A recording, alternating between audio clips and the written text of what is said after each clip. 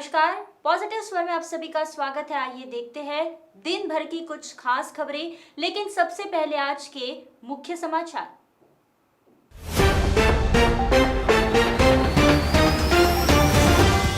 महाराष्ट्र के कैबिनेट मंत्री नवाब मलिक को परिवर्तन निदेशालय ने किया गिरफ्तार। 10वीं 12वीं के प्रश्न पत्र लेकर जा रहे टेम्पो में लगी आग, सभी प्रश्न पत्र जलकर हुए राख। और शिवाजी पार्क में भराव को लेकर स्थानीय नागरिकों में है आक्रोश, पुलिस ने की गिरफ्तारियां।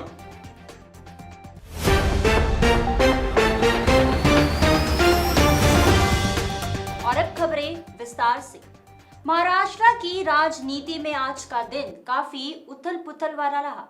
आज राज्य के कैबिनेट मंत्री नवाब मलिक को परिवर्तन निदेशालय ने सुबह अपनी हिरासत में लिया और 8 घंटे की पूछताछ के बाद नवाब मलिक को गिरफ्तार कर लिया गया। नवाब मलिक की गिरफ्तारी के बाद शिवसेना और राष्ट्रवादी कांग्रेस पार्टी के नेताओं ने अपनी प्रतिक्रियाएं दी, जबकि बीजेपी के नेताओं ने इसे सही बताया है। आइए देखते हैं इसी खबर को विस्तार से। राष्ट्रवादी कांग्रेस पार्टी के वरिष्ठ नेता और राज्य के अल्पसंख्यक विभाग के मंत्री नवाब मलिक को आज सुबह परिवर्तन निदेशालय की टीम अपने कार्यालय ले गई और लगातार 8 घंटे की जंबो पूछताछ के बाद नवाब मलिक को गिरफ्तार कर लिया गया। अचानक हुई इस कार्रवाई से महाराष्ट्र की राजनीति में भूचाल आ गया। बताया जा रहा है कि किसी भूखंड के मामले में हुए व्यवहार के चलते ही यह गिरफ्तारी की गई है। नवाब मलिक को ईडी के घेरे में फंसा देख शिवसेना सांसद संजय राउत काफी नाराज हो गए। उन्होंने मीडिया से कहा कि यह बदले की राजनीति चल रही है और 2024 के बाद इसका हिसाब किया जाएगा। कि कैबिनेट मंत्री है नवाब मलिक, सच बोलते हैं और वो कितने सच बोलते हैं आपने देखा होगा। उनको जिस तरह से ईडी के लोग घर में जाकर लेकर गए हैं, ये महाराष्ट्र सरकार के लिए एक चैलेंज है। मैं जो बोल रहा हूँ उसका परिणाम भुगतने को मैं तैयार हूँ। और मैंने ये जो किरीट सोमैया है आपके बीजेपी के, उसने भी बहुत से लोगों के कागज़ दिए हैं जो आप बीजेपी में आए हैं उस वक्त। बोगस कंपनी, भ्रष्टाचार, हाँ, उनका क्या हो गया भाई? उनको समझने जाता है, उनको वॉशिंग मशीन में डाल दिया। उनको समझने जाता है, उनके पास ईडी नहीं पहुँचती है, उनके पास सीबीआई नहीं पहुँचती है। ऋषि अग्रवाल को कौन बचा रहा है अभी भी? वो कौन सा परिवार है जो ऋषि अग्रवाल के पीछे चट्टान की तरह खड़ा है? मैं और भी नाम लूँगा।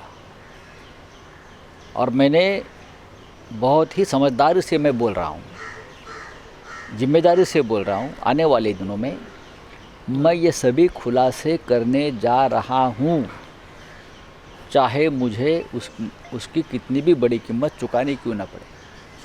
मैं करूँगा, एक्सपोज करूँगा एक एक को, मैं एक एक ऑफिसर को एक्सपोज करूँगा। आप देखिए। वहीं राष्ट्रवादी कांग्रेस पार्टी के प्रदेश अध्यक्ष जयंत पाटिल ने भी परिवर्तन निदेशालय की कार्रवाई को बदले की राजनीति बताया। मला वाटतं की हा आणखीन एका सत्तेच्या दुरुपयोगाचा प्रकार आहे। कोणतीही नोटीस न देता, त्यांना सूचना न देता पहाटे सकाळी 6 वाजता येऊन ईडीने स्वतःचे पोलीस आणून एक राज्यातल्या एका मंत्र्यांना घेऊन जाणं, कोणतीही माहिती न देता, हा एक सर्वच गोष्टींची पायमल्ली आहे। त्या सध्याचं तर कोणतीच अशी घटना नाही आहे की जी गेल्या 10-20 वर्षात झालेली आहे। त्यामुळं मला असं वाटतं की याचा शोध घेण्याचं काम म्हणजे जाणीवपूर्वक नवाब मलिक यांच्यावर राग काढण्याचं काम कदाचित चालू झालेलं दिसतंय। एनसीपी की सांसद सुप्रिया सुले ने भी इस पर तीखी प्रतिक्रिया दी है। वाटत नाही, मला काही आश्चर्यही वाटत नाही की नवाबभाईंकडे ईडीची नोटीस आली आहे, कारण ट्विटरच्या मागे लपून अनेक लोक काही ट्विट्स करत असतात सातत्याने की आता ह्याला अटक होणार आहे, म्हणजे धमकी थोडक्यात।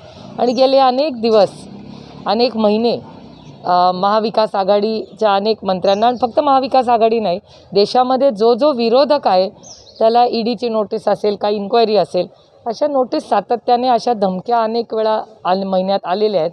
आता ते पूर्ण झालेलं आहे। वहीं बीजेपी के विधायक राम कदम ने इस कार्रवाई को सही ठहराते हुए कहा कि गलत कार्य करने वालों का यही हश्र होगा। नवाब मलिक ने दाऊद की जमीन खरीदी थी, जो कि गलत था। त्यानं हजारो निरपराध लोकांना बॉम्बस्फोटामध्ये क्रूरतेनं मारलंय।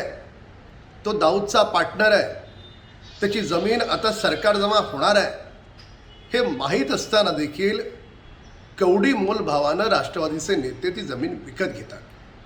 नवाब मलिक की ईडी द्वारा गिरफ्तारी के बाद अब आगे क्या होगा, यह आने वाला समय ही बताएगा। फिलहाल तो महाराष्ट्र की राजनीति में उबाल आया हुआ है। और अब बढ़ते हैं अगली खबर की ओर। संगमनेर तालुका में पुणे नासिक हाईवे पर पुणे बोर्ड के 10वीं और 12वीं के प्रश्न पत्र ले जा रहे टेम्पो में आग लग गई। ये पूरी घटना चंदनपुरी घाट में घटी है।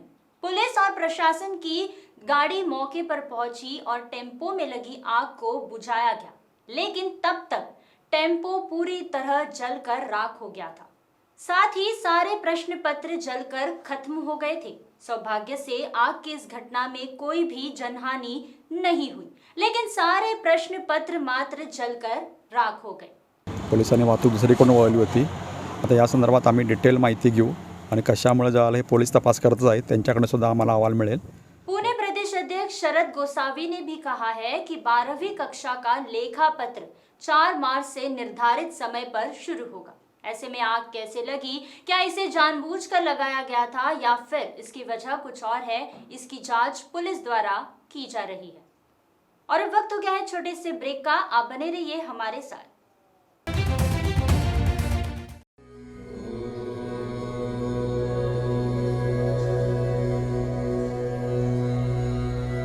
भारतीय संस्कृति का अपना अलग अंदाज है। इसी अलग अंदाज का दूजा नाम है योग। योग, जिसे हम योगा भी कहते हैं, शरीर की तंदुरुस्ती का घरेलू साधन है योग। हर तरह की बीमारियों को दूर रखता है योग। तो आइए हम आप भी अपनाएं योग, सीखें योग।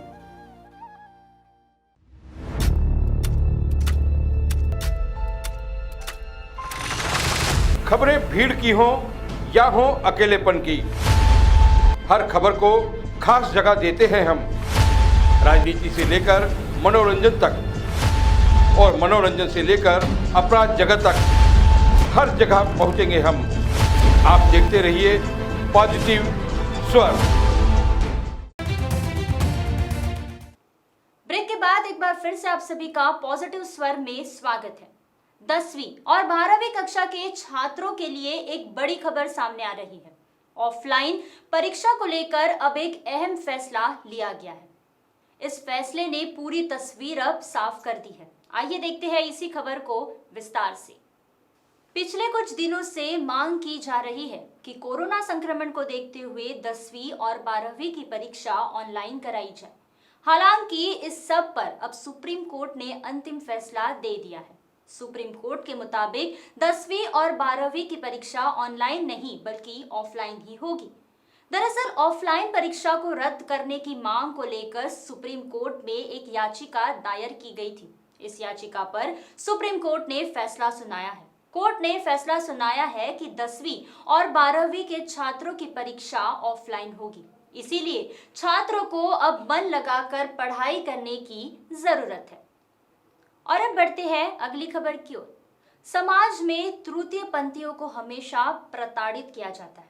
हालांकि बीड़ में एक युवक तृतीय पंथी से शादी करने के लिए आगे आया है।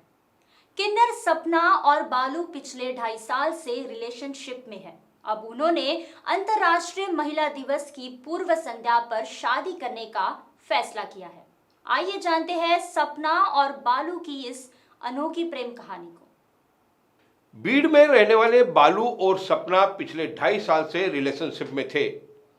उन्होंने 2.5 साल तक रिलेशनशिप में रहने के बाद शादी करने का फैसला किया, लेकिन शादी करने के लिए समाज में अभी भी कई बाधाएं हैं। दोनों ने समाज के विरोध के बावजूद शादी करने का फैसला किया है। यह कपल महिला दिवस की पूर्व संध्या पर शादी के बंधन में बंध जाएगा। आइए देखते हैं बालू ने इस शादी के बारे में क्या कहा। तसं ह्याला आपलं गांधीनगरमध्ये कार्यक्रमाला आलो, तिथं सपना आली. त्यांना विचारलं तुम्ही काय करता म्हणे. यह दोनों जागरण और गोंधल करके अपना जीवन यापन करते हैं। बाजार माग इस बीच उनकी मुलाकात हुई सपना से और यह प्रेम कहानी आगे शुरू हुई। सपना और मेरे बीच 2.5 साल से प्यार है और मैं सपना के साथ खुश हूँ। सापड बिपड मारते म्हणले का मारलं मी म्हणलं मी तुझ्यावर खूप प्रेम करतो नाही काय मनापासून प्रेम करतोय हे मला आवडत नाही। इससे पहले किन्नर शिवलक्ष्मी और संजय जल्टे ने मनमाड़ में शादी की थी। इस शादी के बाद मराठवाड़ा में ये पहली शादी होगी। समाज में भी इस पहल का सम्मान किया जाना चाहिए। इसीलिए बीड़ प्रेस एसोसिएशन ने कहा है कि यदि ऐसी शादियां अपने दम पर होती है तो उन्हें प्रोत्साहित करने की आवश्यकता है। और अब वक्त हो गया है छोटे से ब्रेक का, आप बने रहिए हमारे साथ। हमारी जिंदगी में आयुर्वेद का बड़ा महत्व है। दादी माँ के घरेलू इलाज, नीम का काढ़ा, बबुल की दातुन, दाल चीनी, लौंग, इलायची, हल्दी, जीरा और सौंफ का इस्तेमाल। जानिए आयुर्वेद की महत्वपूर्ण दुनिया हमारे साथ पॉजिटिव स्वर के माध्यम से। समाज यानी कि हमारी अपनी दिनचर्या, समाज यानी कि लोक लाज का माध्यम, समाज यानी कि कुछ बंधन, कुछ बातें, समाज यानी कि दिल से दिल की मुलाकातें। हम लेकर आ रहे हैं समाज की व्याख्या। आप देखते रहिए हमारे संग पॉजिटिव स्वर। ब्रेक के बाद एक बार फिर से आप सभी का पॉजिटिव स्वर में स्वागत है। और अब खबर उल्लासनगर से। उल्लासनगर में एक हैरान कर देने वाली घटना सामने आई है, जहां एक गुट ने अंतिम संस्कार करके बाहर आए 2 युवकों पर जानलेवा हमला किया है। यह पूरी घटना कल दोपहर को घटी और इस घटना में युवक गंभीर रूप से घायल हुए हैं। आइए देखते हैं इसी खबर को विस्तार से। उल्लासनगर पुलिस के अनुसार शिवसेना के नगर सेवक आकाश पाटिल की दिल का दौरा पड़ने से मौत हो गई थी। बाबू पाटिल और प्रसाद पाटिल नामक युवक अंतिम संस्कार करके शमशान भूमि से बाहर आ रहे थे। बाहर आते ही विजय पाटिल, रवि जयसिंघानी और रिक्शा से 5-6 लोगों ने बाबू और प्रसाद पर जानलेवा हमला कर दिया। फिलहाल दोनों युवकों को इलाज के लिए अस्पताल में भर्ती कराया गया है। इस मामले की जानकारी मिलते ही पुलिस मौके पर पहुंची और आगे की जांच शुरू की। पुलिस ने अब तक इस मामले में रवि जयसिंघानी को गिरफ्तार किया है और विजय और अन्य आरोपियों की तलाश जारी है। एक अंत्यविधी होता, ते अंत्यविधी करून परतत असताना पुलिस उपायुक्त प्रसाद मोहिते ने जानकारी देते हुए कहा कि दोनों भाइयों पर हमले के मुख्य आरोपी विजय पाटिल और 5 से 6 अन्य को पकड़ने के लिए 4 सदस्यीय टीम बनाई गई है। इस बीच पता चला है कि हमलावर विजय पाटिल और घायल श्री बाबू और प्रसाद पाटिल हमलावर के करीबी रिश्तेदार हैं। तो वहीं इस मामले में पुलिस आगे की जांच कर रही है। फिर्याद नोंदवण्याची प्रक्रिया चालू है। ऐसे में अभी तक ये स्पष्ट नहीं हुआ है कि ये हमला किस वजह से किया गया है। और अब बढ़ते हैं अगली खबर की ओर। मुंबई के मशहूर शिवाजी पार्क मैदान में मुंबई महानगर पालिका द्वारा पत्थर डालने के बाद मनसे ने आक्रामक रूप अख्तियार किया है। शिवाजी पार्क में पूर्व विधायक नितिन सरदेसाई और मनसे नेता संदीप देशपांडे ने आंदोलन शुरू कर दिया था। शिवाजी पार्क में पत्थर डालकर सड़क बनाने पर मनसे और शिवाजी पार्क के रहवासियों ने आपत्ति जताई है।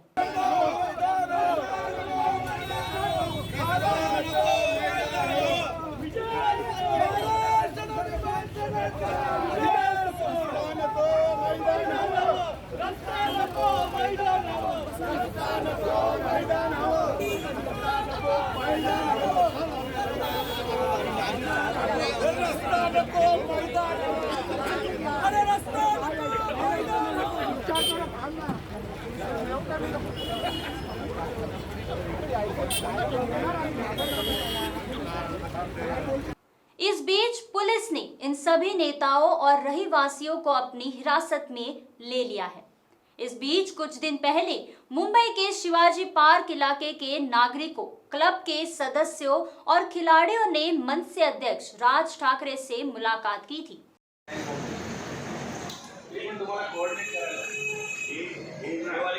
शिवाजी पार्क मैदान में मुंबई महानगर पालिका ने सौंदर्यीकरण करने का काम शुरू कर दिया है, जबकि ये कार्य प्रगति पर है।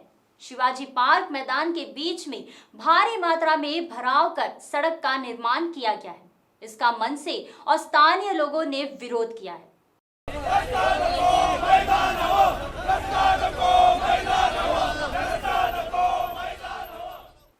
इस मुद्दे पर एक बार फिर से शिवसेना और मनसे आमने सामने आ गई है। और अब अंत में मुख्य समाचार एक बार फिर से।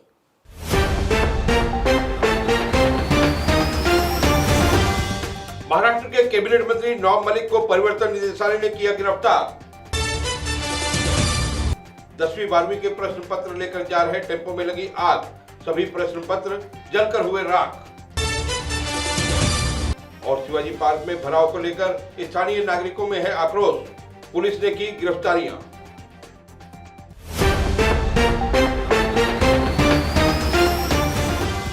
तो ये थे दिन भर की कुछ खास खबरें और आप देखते रहिए पॉजिटिव स्वर और हमें सब्सक्राइब करना ना भूलें।